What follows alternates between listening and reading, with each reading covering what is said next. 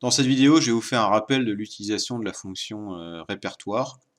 Donc c'est une fonction qui a fait son apparition dans les anciennes versions de ChessBase, hein. Donc déjà elle était présente dans la version de ChessBase 12 et aussi de ChessBase 13.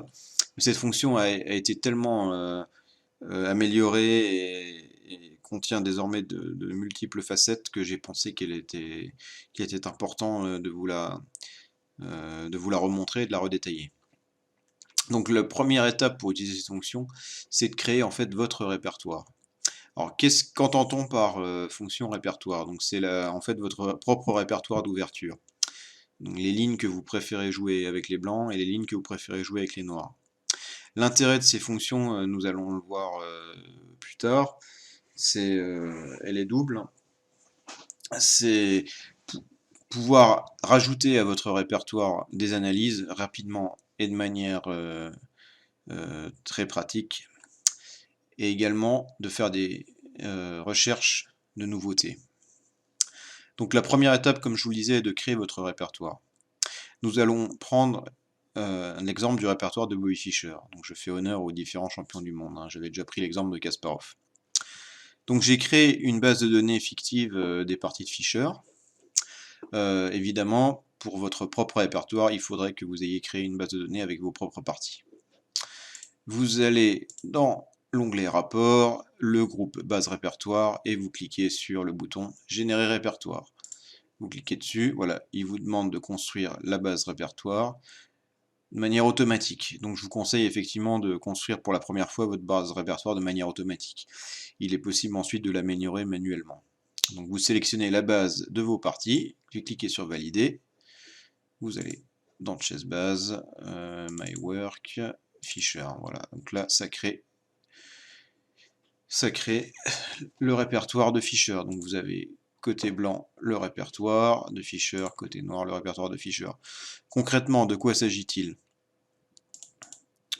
Voilà, pour par exemple la défense Benoni, variante fou E2,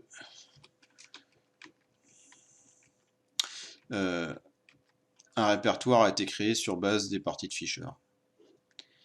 Et le logiciel a également trouvé un nom pour cette ouverture et cette ligne. Maintenant, quel est l'intérêt et comment utiliser le répertoire? La première chose, c'est que vous pouvez, à partir d'une partie ou d'une position donnée, immédiatement accéder aux parties à votre répertoire. Donc vous cliquez dans l'onglet Accueil, Répertoire noir, et vous allez trouver immédiatement les différentes lignes jouées par Fischer. Donc il y a 4 fichiers qui ont été créés puisque donc la nageur fou G5 est très complète et il y a beaucoup de sous-variantes, hein. Donc on clique sur cette variante Grand Rock. Voilà, vous voyez, c'est une des variantes. Donc l'ensemble du fichier a été créé par les parties de Fischer.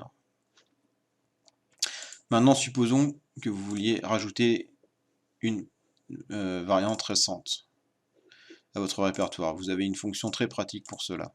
Prenons un exemple.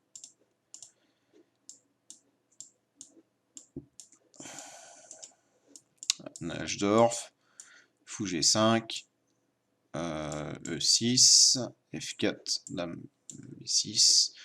Prenons l'exemple cavalier B3, dame E3, un coup un peu étrange, bon, qui n'était pas forcément joué par Fischer, donc c'est un exemple intéressant.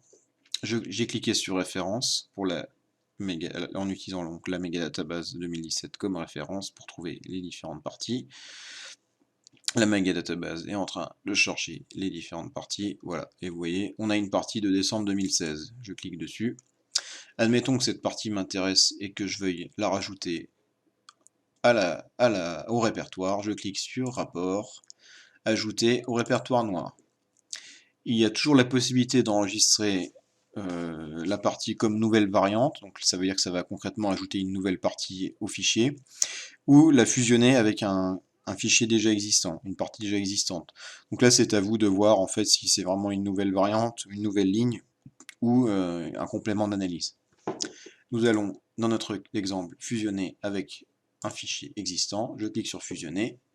Désormais, je peux retrouver le répertoire de Fischer. Je clique ici. Et vous voyez, Cavalier B3 n'avait pas été joué avec les blancs contre Fischer, mais là désormais cette nouvelle partie apparaît dans le répertoire.